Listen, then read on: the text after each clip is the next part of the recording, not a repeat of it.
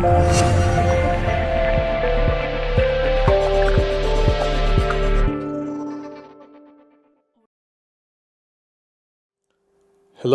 and welcome to Camera Review. Today we are discussing the new Sony A6100. Now, a lot of you may have heard that there was going to be a new line of Alpha series camera coming out, but none of the people that I've spoken had expected two cameras to come out at the same time, which is the A6600 and the A6100. Now, if you look up the whole lineup of A type of cameras that are being offered by Sony, it's like a potpourri. You have the 6400, 6500, you got 6600 and 6100, plus you could get all the other versions that are still being out there being sold by third-party vendors. So what we are having is this cacophony of information that's coming out with different aspects and different features that each camera has, and they are pretty much marketed in the same manner with only some of the features missing from the other cameras that are available in the same lineup. So what we're looking at, the A6100, is an upgrade from the A6000. And what we're seeing is just some major improvements in certain areas. Yet when we compare it to A6600, which is their flagship camera, we are seeing a lot of similarities. And those are the things I'm going to talk about. And I'm also going to get into whether this camera is worthwhile investment when you consider, for example, the A6600 being 1500 and this one is 747, which is about just half price. So is it worth the half price? Is it really good? Or is the A6600 more expensive? Those are all conclusions that you may arrive once you have watched this video and complete. Let's start with the basics. So you're having this new camera with an old sensor, which is a 24.2 megapixel sensor. So you might be asking yourself, why is Sony putting a much older sensor into a camera like this? Also, they put the same sensor on the A6600, and that's partly because they want to have a longer term market strategy where they want to make more money out of an older sensor. So you probably, if you had a new sensor, you're probably more reluctant to buy the newer version when it comes out next year. So in a way, it is a very smart move by Sony to market a camera that it has an older sensor. But there are a lot of other changes that are internal that I find very good. The autofocus capabilities have been increased, improved. I see that they have incorporated some other features. Yet the most important feature that this camera doesn't have is the internal body stabilization. So what that means is that if you buy this camera and you want to use it for vlog, you have to put it on a tripod or some stationary surface so you can do it. Otherwise, if you're trying to carry this handheld, you need to put on a gimbal, which if you consider the price of a gimbal combined with this price of this camera, you're going to pretty much end up having the same kind of price range as having bought the A6600, which has internal body stabilization. Also, what we'll see is that they don't have as many features as it does for video recording when it comes to stabilization. So what we're having is this camera that can do 4K supposedly, but the 4K that we are seeing is 4K that's 100 megabits per second. So what that means is very low in terms of information, yet it is sufficiently good enough for a vlogger. And I think the interest there is somebody who's very, very young, doesn't have a lot of money, and wants to save a bit of money and make YouTube videos. This is their game plan, and this is the kind of camera that is featured for that market. Also, when you look at the way that this camera is designed, it is not designed in the same way that the professional type of cameras are designed. For example, the A6600 is a magnesium alloy type of construction. This one is polycarbon, which means basically you're getting plastic, but that is not a bad thing. It just means that it's not built as durably as the other cameras. Also, what you'll find that is there are little things that are taken out of this camera that will make it a little more difficult to get the kind of results that you would expect to get with A6600.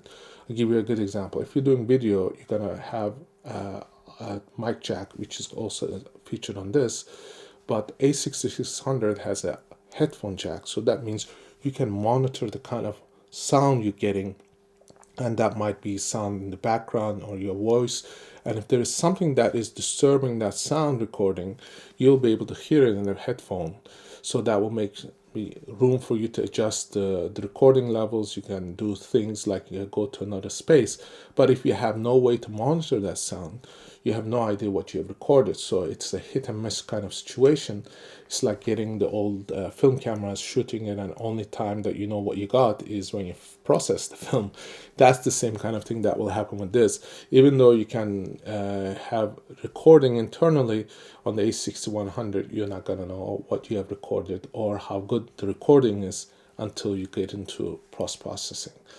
And in that respect, I think that not including a headphone jack is one way that they kind of lower the standard of this camera so that it doesn't infringe on the capabilities of the A6600 as far as the market segment. If you had, for example, the headphone jack, somebody who's doing video might go, you know what, I only need the 4K, so I'm not going to pay the premium price on it. And they would just say, okay, I put on a gimbal. Or they might have had a gimbal. So that's one thing that is of consideration. Beyond that, you kind of see that the eye tracking for photography and all those things, they're there. You're not going to get any different photographs than if you were shooting with A6600 or the A6100. So in a way, what you're having is a situation where you're getting a very good photography camera from a Sony's perspective with video capabilities that is almost the same as the A6600. So what is that $700 difference? The $700 is construction and also internal body stabilization. Those are things that are not in this camera. And I think internal body stabilization is very, very important because it helps you to capture better images. It helps you to avoid that handshake blurry images if you are shooting in low light. So it gives you an advantage if you're doing photography, because when you go out and you're shooting low light, let's say in a train station or outdoors, and you have very little light, what's going to happen is that you're going to have camera shake if you lower your shutter to avoid having noise because you've chosen a lower ISO level. So what you're doing is you are compensating by using IBIS, and this doesn't have IBIS. So that is one thing that I think would be an ideal inclusion in the next release, which I think Sony might put in because they've done that throughout their range of cameras, and I think that has worked very well for them because a lot of people are going for it. Now, as far as purchasing this camera, there are of course competitions out there.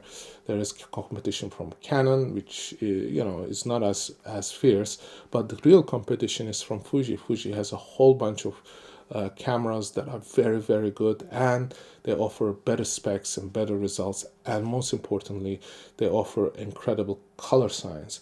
So in a certain perspective, if you go in for the Sony A6100, you may want to look at those other two options. What I do like about the A6100, it is extremely easy to use. For somebody who's coming from using a smartphone, this is a major upgrade for them because of the way this camera operates and the ability to get sharper images and better focus and better bokeh.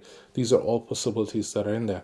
Also, you are going to be able to have interchangeable lens, so you can put they come with a kit, for example, 16 to 50, which is an incredible good lens for a setup like this.